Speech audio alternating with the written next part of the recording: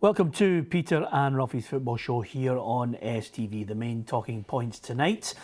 It is transfer deadline day, and with over £1 billion spent down south, we'll be asking, will the bubble ever burst in the English Premier League? We'll look at the deals done here in Scotland, and we'll also look to the national side. 4 call-offs, 2 players drafted in by Gordon Strachan ahead of that World Cup qualifier against Malta. Alan Ruff is alongside me, Peter Martin, and another former Scotland internationalist, Frank McAvennie, here with us in the studio as our boot-room guest.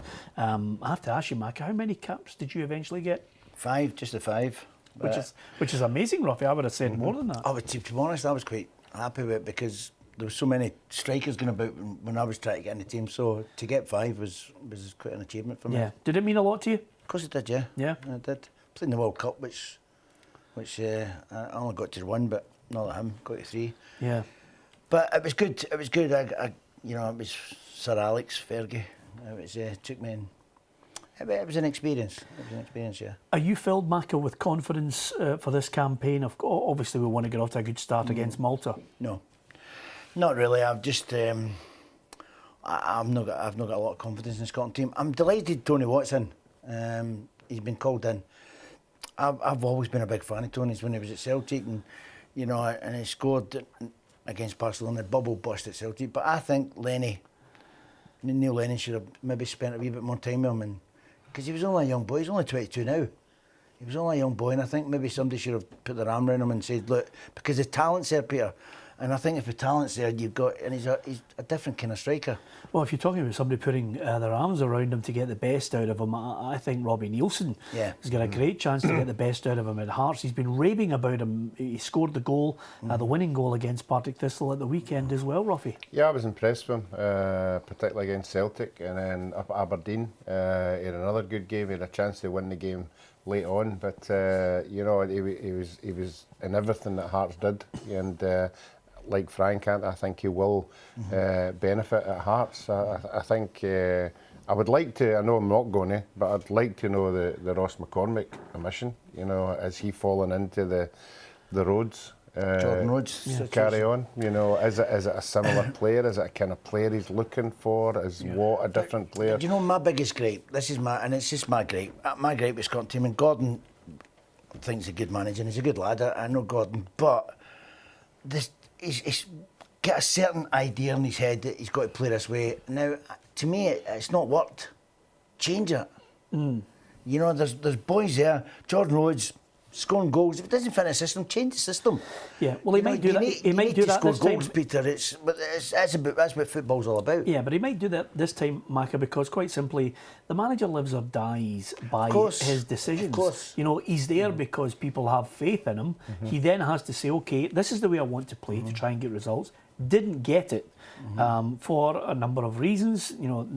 There's no point in fudging it. Failed to get us to France. Now he knows that every game is going to be scrutinised. He's going to be under the microscope for every selection. I mean, sometimes we are, Macca, a cynical nation.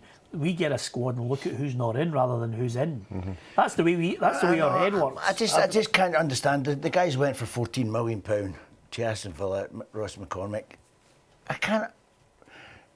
For the life of me, with Griffiths getting pulled out, and as I say, I'm delighted for Tony Watt, but Ross McCormick, £14 million. How many £14 million players have we got that we can afford to leave that out? Yeah, 12 million. I don't want to split hairs with you because but he got 2 million. His agent got 1 million. Yeah, but the reason why I was splitting hairs with you is only for I wasn't being bullshit. Was it? Sorry. It was just because the most expensive Scottish player is 13 million, which is Oliver Burke. Yeah. He is in the squad. He might be somebody that suddenly gets a run, gets a goal. But that's the question. Will we see?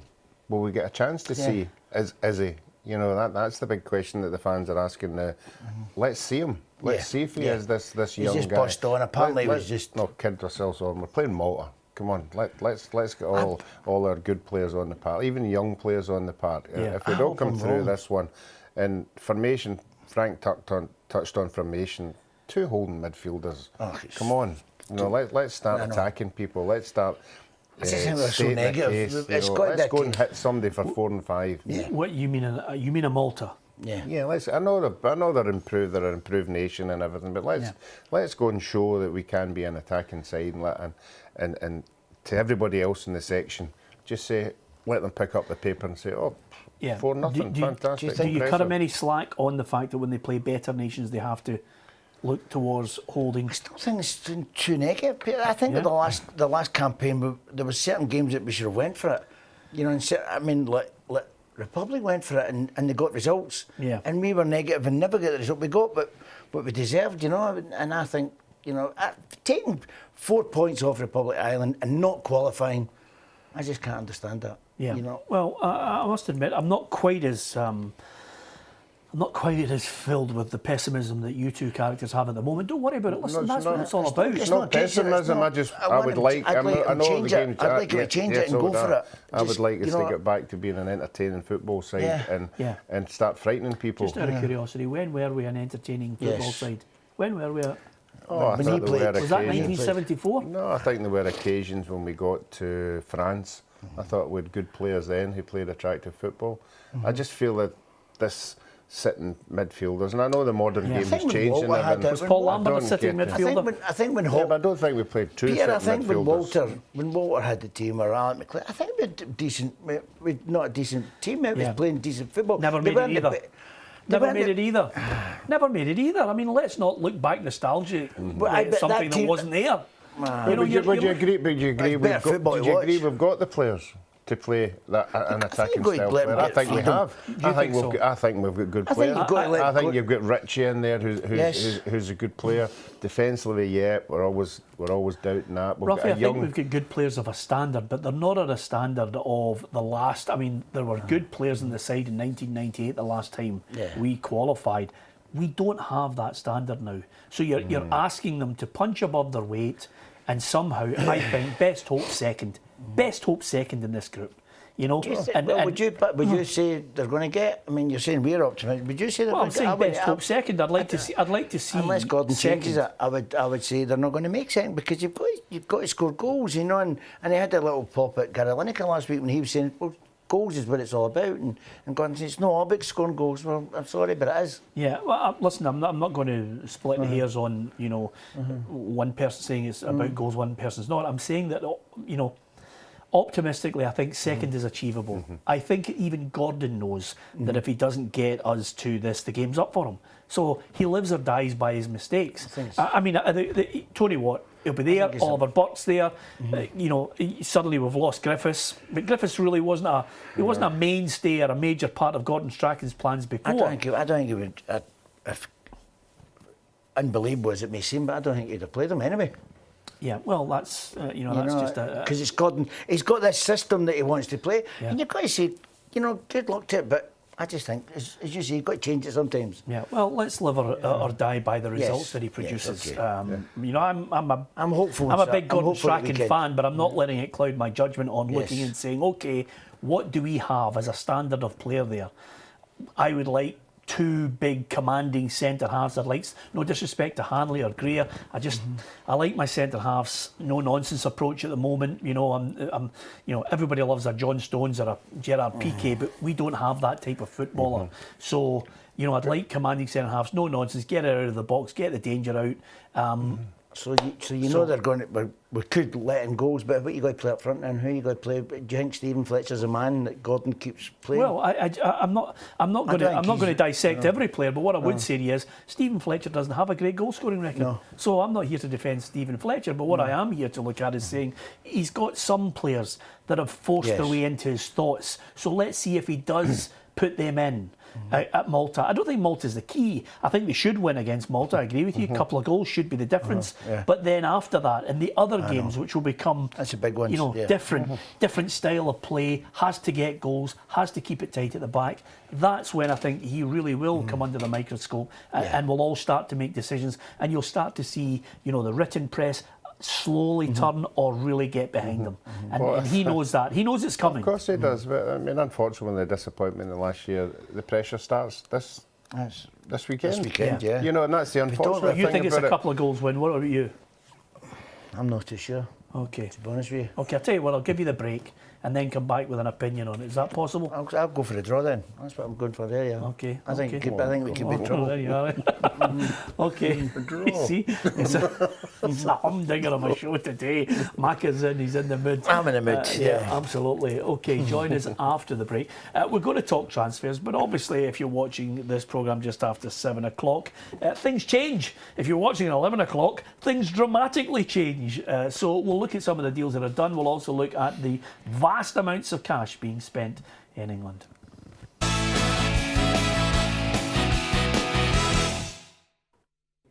Welcome back to Peter and Ruffy's football show here on STV. Alan Ruff is alongside me, Peter Martin. Our boot-room guest is Frank McAvennie, former West Ham, St Mirren and Celtic.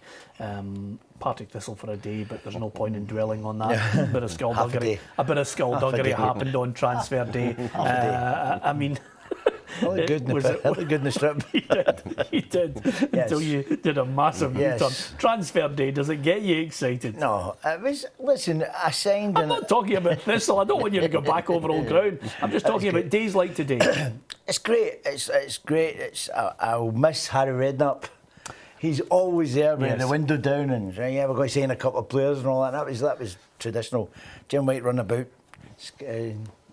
Chasing everyone. It's good fun. It's good fun. I'm just the money they've spent is just, you touched on earlier, Peter. The money they've spent in England, over £1 billion, not dollars, pounds. Yeah, it's just incredible. Well, I mean, I'm not being a killjoy on it because as an event, it's exciting. I think fans love the fact that players are moving all over the place, Ruffy. But I think it's obscene. And I think a lot of Europe will become more and more resentful if there is a gap that starts to develop where suddenly the Champions League becomes a non-event. Yeah, I mean, it looks as if it's going that way with the money that we're talking about. I mean, they brought in the fair play? Is that what they called it? Yes. You know, they had to tell everybody how they were balancing the books and everything. I think that's went out the window as well. You know, I don't hear anybody talking about that anymore. But it remains to be seen. I think most of these guys who are coming into clubs just now, millions and millions, you know, it remains to be seen what their worth is to the club. I think sometimes that teams panic at this stage, you know, there's a day to go. I mean, why are you signing all these players right on the last day?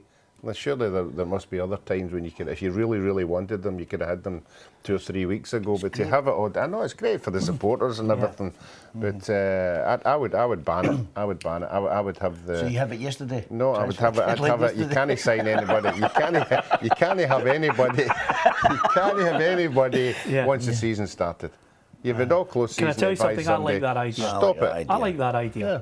I like it because, quite simply, you know, the reason why they did it initially, this window, was to stop clubs basically changing their fortunes at any point in the season, and then maybe weakening the opposition, which I think, you know, there's many a manager up here has managed to do that, so they stopped it. But now you have this intense pressure of people wondering where players are going to end up. I mean, even here in Scotland, where we don't have a lot of money, you know, teams are going to look. I mean, there's Hearts have rejected a third bid for Callum Patterson. Wigan trying to get him for a cheaper price.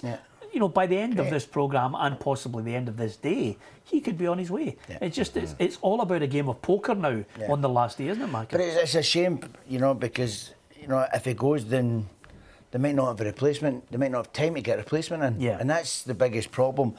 You know, what Ruffy's saying is right. You know, I come to this point and saying, look, to my chairman, I can't get a replacement for him, so he's not going. You know, because it's too late now.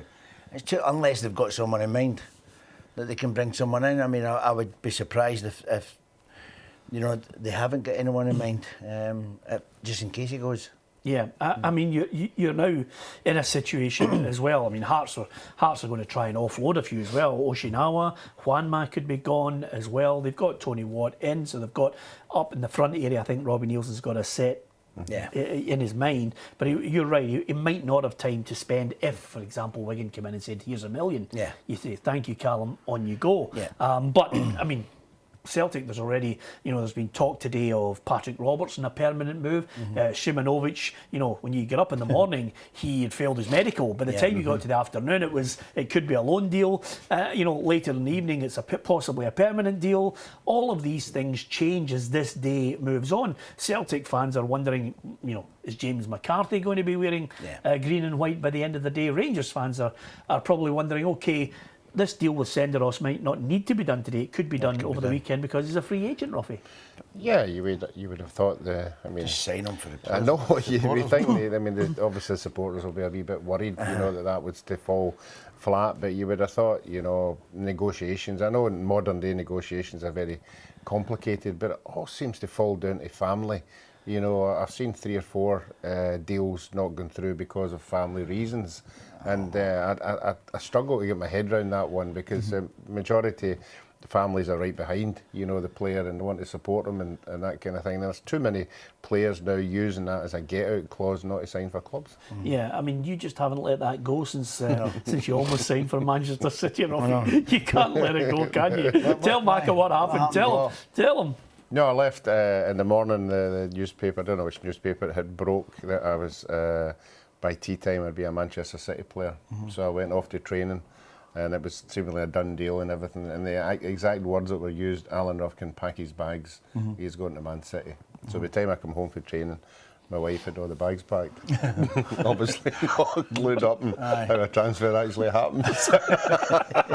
And it all went pear-shaped from there. You're going your own. Is that what you said? No, that just never materialised, but she was off anyway. She's enjoying herself in Manchester now. One of the...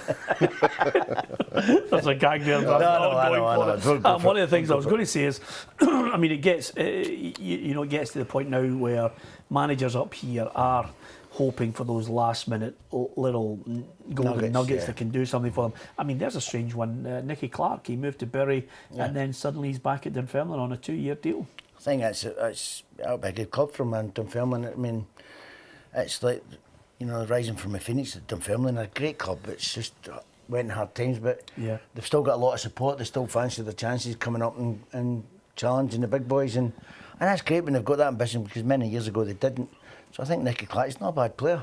I think, he'll score goals for Dunfermline at that level, goals and that's what they need, So good luck to him. The boy's going to be playing. If he's happy, then it makes an awful difference, Peter. When you're happy, he might not have liked Bury. I don't know. Yeah. Sometimes you go places, you've just got to accept it for a couple of years. For me, anyway, I think if you go somewhere, you've got to get your head down, buckle down, and just make the point that you're going to be there for a couple of years anyway. Just look for Hull. Just look for Hull. Yeah, you know after a couple of hours there, exactly after a couple of hours. I just couldn't see myself going back to the Malt. I kid you not, by the way, somebody, I was trying to explain to a taxi driver this morning, about yourself and the perception and the actual reality of you, I think are so far apart, it's unbelievable. Incredible, but it's all good though. I was defending your cause and he said, my wife knows him from the Milton. Not personally, she just knows that you lived up and you grew up with him. Listen, it was a move that didn't work out for you. Anyway, not many people know that, Pierre, so you've just told the whole nation. No, exactly. Listen, the other thing I was going to say to you is this. There's a number of players who possibly should be thinking about a move that are not moving. That's the other dilemma now. Celtic have got a wad of players. I like Morton's attitude, which is quite simple, unless it's stupid money. Jai Kitongo, they knocked back a bid for him. They want to keep him. They want to, they value him highly. I was impressed with the goal he scored in the League Cup. I watched him against Hamilton. Younger players, I think, benefit from more games, Macca. Well, I think what you've got to do. When I started, I was at St Mirren, and I had 5 seasons there, Peter. And it was great for my development. I had 3 years in midfield, a couple of years up front, and for me it was just invaluable, really, to play. And in the days, it was playing against, your Tommy Burns, Danny McGrain, even Tom Forsyth was still at Rangers, and just finishing, but just great players that you're coming up against, and I loved it. It was superb. And Morton is a good club, and it's run well with Jim Duffy and that now, and the boy's going to learn from somebody like Jim. A couple of things to finish. Charlie Mulgrew looks as if he could be on his way out of Celtic to Blackburn Rovers. You see, I like that in a player who a manager's went and said, look, you're not in my plans. You're not going to be in my plans. And rather than sit there for another year or whatever it is, he's decided he wants to play. There are lots of players like that now who are going to sit in their backside for a year or two and not kick a ball. Well, Charlie was free anyway, wasn't he? He was a free agent. Absolutely, go wherever he wanted. He was just training at Celtic. The other thing I was going to say to you guys is sometimes I look at the transfer window and I think, why? David Luiz back to Chelsea? That just defies belief. Why would you do it? Why? I don't understand. Well, Conte's obviously seen something that he wants. Yeah. I just can't. You know, I would love to play against him, but it's in my heyday. But How one of them. How much did he go for? 50 million. And it looks as if it's 30 to come back. Aye, 30. The world's gone mad. It's nearly as bad as letting Pongo go for $1 million and getting him back for 89. Yeah, Pogba. Pogba, because Pongo the dog. Pogba. How much was Pongo? I was looking up thinking, Pongo. Only Marker can get a kids programme in there. There you go. But listen, I take your point. Yeah, We will discuss in detail the moves that are confirmed by the end of today on tomorrow night's programme, if you can join us. Thanks to Macca for discussing transfers and Pongo with us. We'll find out more about that in the weekend's programmes as well. From Ruffy, Macca, myself and Pongo, good night.